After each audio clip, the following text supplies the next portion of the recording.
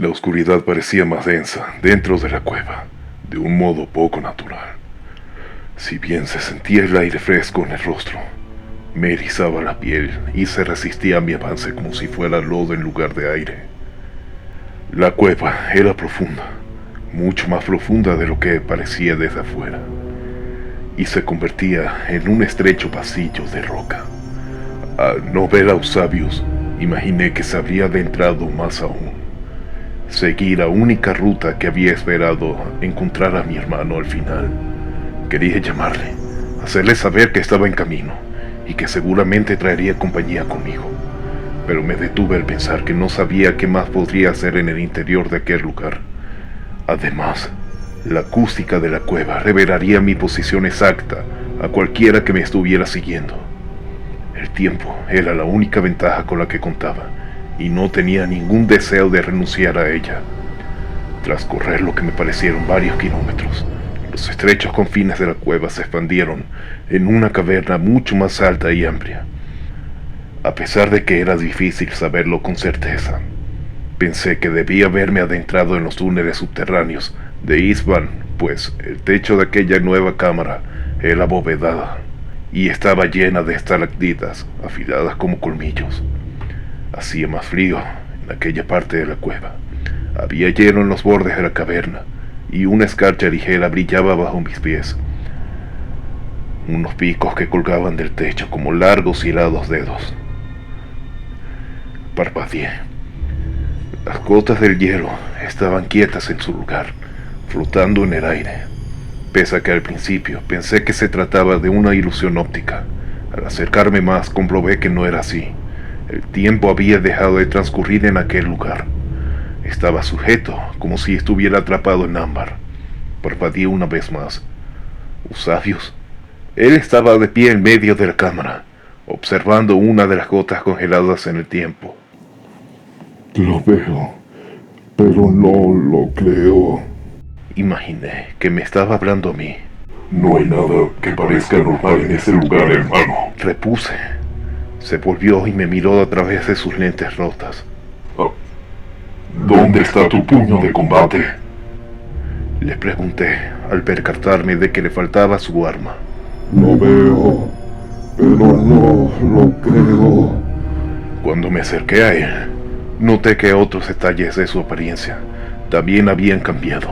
Su armadura estaba dañada, negra, chamuscada en algunas partes, como si se hubiera quedado atrapado en un terrible incendio, y sin comprender lo que estaba sucediendo. Eusabius, ¿qué te ha pasado? Verlo, creerlo, verlo y no lo creo. Verlo y no creerlo. Él había dicho, y agarró con sus manos su casco para retirárselo. ¿Dónde está Vulcan? Pregunté con unas terribles náuseas que se alzaban desde mi interior.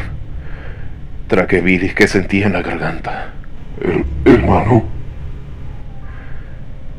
La figura de Eusabius parpadeó como un espejismo. Un instante estaba allí y al siguiente ya no. Había visto a los pictógrafos hacer algo similar. Lo llamaban espectrismo. Mis piernas cedieron ante mi propio peso y tuve que alargar las manos para no caer. Reforzado, pero lejos de la estabilidad. Mis corazones resonaron en mi pecho. Latían tan fuerte que esperaba ver cómo se abrían paso por mis costillas. Me atravesaban el pastrón y caían al suelo frente a mí. La realidad del mundo, tal y como lo conocía, se estaba cayendo. Eusabius no era como lo recordaba, y a través de la resolución parpadeante de su existencia aparentemente temporal, percibí una media verdad bajo la imagen de lo que había intentado ocultar. Durante los últimos años de la Gran Cruzada, cuando los rememoradores aún ayudaban a nuestras flotas, cuando aún había algo que merecía la pena recordar, oí a un imaginista hablar de pentimento. La palabra provenía del ancestral idioma romaní de la antigua Terra y significaba arrepentirse. Se refería al acto en el que un artesano pintaba sobre un error que había cometido. Con paciencia, habilidad y los materiales adecuados. Tales esbozos iniciales podían revelarse bajo la capa que los ocultaba. Me percaté, con una claridad salvaje, de que había pintado sobre los sabios. Aquel era mi arrepentimiento por alguna mala acción. En aquel momento mi mente se estaba tambaleando, a pesar de mis facultades cognitivas superiores, y procesar lo que estaba ocurriendo no resultaba fácil. No obstante, sabía que de algún modo aún no definido, le fallé a mi hermano. Por duro y desgarrador que fuera todo aquello, me esperaba una revelación incluso más grande. Me hundí bajo el peso de mi propia culpa y bajé la mirada hacia el suelo, donde vi una marca quemada en la tierra. Al haberme centrado en el techo y sus extrañas propiedades que desafiaban el tiempo, no me había percatado de su presencia hasta encontrarme encima de ella. Un anillo negro estaba grabado a fuego de forma indeleble en el suelo, con espinas que interrumpían su circunferencia perfecta, como si fuera algún tipo de reacción cinética pulsante. Había visto unos efectos similares antes. Solían producirse tras una teletransportación, pues eran el residuo del extremo intercambio de energía que ocurría durante la traslación espacial. Si bien al principio no supe qué quería decir, luego vi la segunda marca en el interior de la primera. Rodeada por el anillo, era difícil de distinguir. Unos hombros anchos, una espalda amplia que se arrodillaba con la cabeza inclinada. Estaba claro que se trataba de una figura, un individuo listo para la teletransportación. ¿Qué significa esto? Pregunté, mirando hacia arriba desde mi posición casi tumbada. La ira alzaba en mi garganta y se abría paso entre el resto de mis emociones. Y algo más también, emociones totalmente extrañas en mí, pero que al mismo tiempo me resultaba familiar. Pánico, nervios. No conocerán el miedo. Era nuestro mantra, el modo en que el emperador nos había hecho, destilados a la esencia vital de sus hijos, nuestros padres, ingeniería genética, legados, primacía. Todo aquello se había deshecho en aquel momento. Sabios me miraba fijamente, con las manos aún unidas a su casco, como si, igual que las gotas de hielo, también se hubiera congelado en el tiempo. ¡Contéstame! La luz ardiente del ojo de mi hermano se encendió de nuevo, y con el susurro de la presión al escapar, se quitó el casco con lentitud. Bajó el casco. Había un rostro que casi no llegué a reconocer. Estaba quemado, destrozado por el fuego del Averno. Pese a que los salamandras podíamos resistir el calor, no éramos a prueba de él. Por mucho que hubiera intentado prevenirlo, por mucho que hubiera apuntalado mis fortificaciones mentales con falsas para protegerme, el dique se había roto y la verdad me rodeó como una inundación. Eusabius había perdido la vida en una tormenta de fuego, una que lo había arrancado de las tripas de una nave de desembarco moribunda y las había lanzado con él. Había intentado advertirlo, había intentado salvarle la vida, pero había llegado demasiado tarde. Lo había dejado ir. Y para cuando había vuelto a mirar atrás, solo quedaban las marcas de sus dedos, que habían desgarrado el acero. Estás muerto. Musité, casi sin voz. La realidad me envolvió por completo en aquel momento, y me sujeté como una abrazadera contra el casco de una nave espacial. Recordé el foso de los muertos, como aquel guardia del cuervo que intenté salvar. Se había despertado y estaba a punto de revelar mi posición. Había estado solo, tras haberlo arrastrado por medio Isban, cuando las luces de búsqueda habían empezado a moverse. No me pude arriesgar a que nos condenaran a ambos al despertar, así que me había inclinado sobre él y lo había aplastado con mi puño de combate. En la cueva miré mi brazo derecho y vi el guante que lo cubría. A bordo del purgatorio, una discusión entre Surnar y yo mismo había acabado en un acuerdo tenso. Creí que las palabras que le había dedicado sobre la matanza de las planicies, del sufrimiento y del dolor habían sido expresadas por los labios de otra persona, de Eusabius, pero fui yo. Yo había dicho aquellas palabras. El teniente comandante no se había movido cuando Eusabius había pasado por su lado con ímpetu, porque nadie lo había hecho. No había nadie más en aquel lugar. en los restos de la nave del desembarco, mientras buscaba con desesperación a Vulcan. Lorrimar, de los hijos del emperador, el muy maldito había podido percibir la verdad, y le divirtió mucho presenciar la locura ante la que había caído. ¿Cómo podría haber sobrevivido a su ataque psíquico? Solo otro psíquico podría haberlo logrado. Hasta mi rango era una mentira. El legionario moribundo Iklat me había llamado señor. Me había conocido como epistolario en otros tiempos. Solo Usabios me había llamado capitán. Había sido su rango, no el mío, tras su muerte. El impacto y el tormento y mi mente de psíquico encadenada me había convertido en él o en parte de él, y la proyección que había creado era parte de mí, la parte con la que no podía conciliar. Yo mismo era Usabius, el recuerdo a medias de un cadáver lleno de mi propia identidad. Vivimos en el infierno, un infierno de arena negra, donde nada es como debería ser, y todo se ha convertido en una locura. Un guerrero, incluso uno tan curtido como un marine espacial, podría perder la cabeza ante semejante bajeza. Recordé mis propios pensamientos, y esos fueron extrañamente apropiados ante la circunstancia. Estás muerto, ¿verdad, hermano?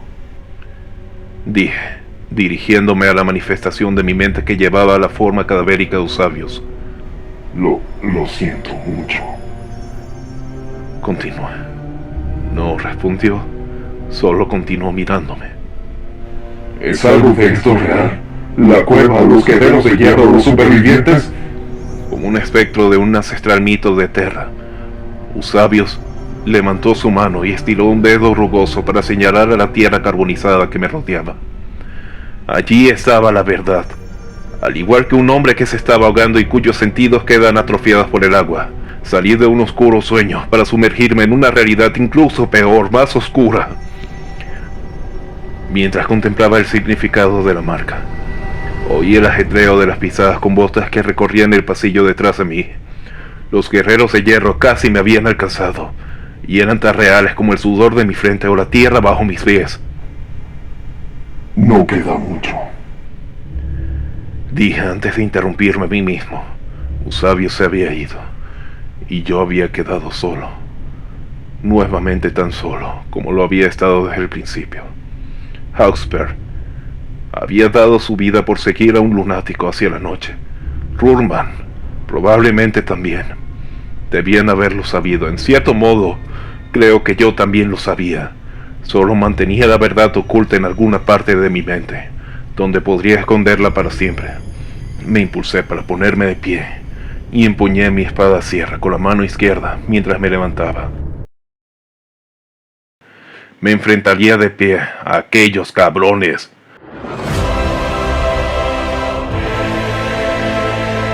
Roto no. Seguía siendo un guerrero de las regiones Astarte. Seguía siendo un salamandra que daba una revelación, una que el misterio de la cueva se negaba a otorgarme. El anillo de tierra carbonizada escondía el secreto, solo tenía que descifrarlo para descubrir la verdad. La pregunta era obvia. ¿Qué le había ocurrido a Vulcan?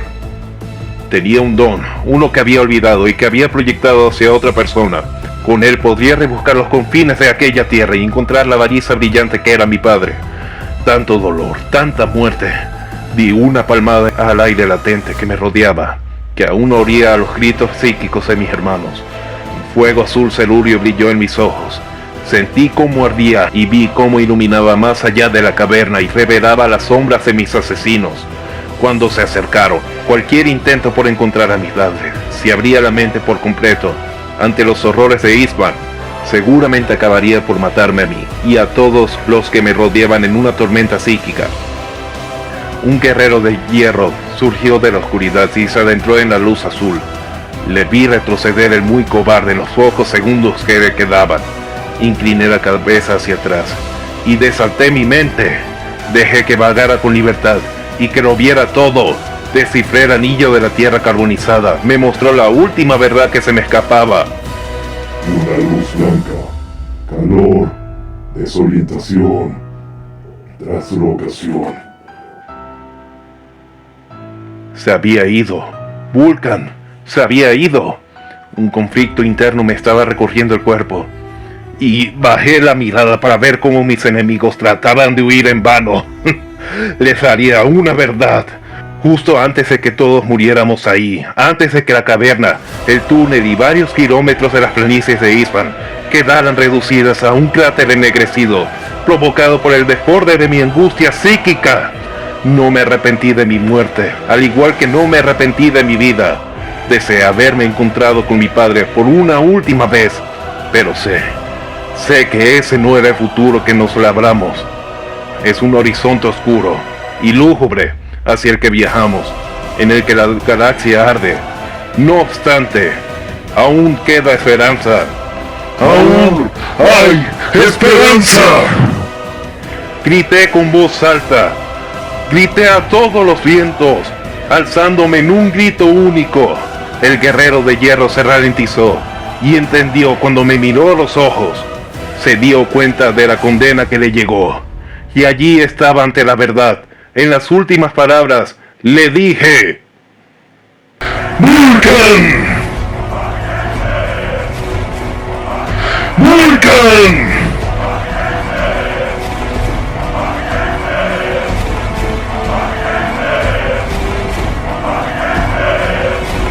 ¡Vulcan vive!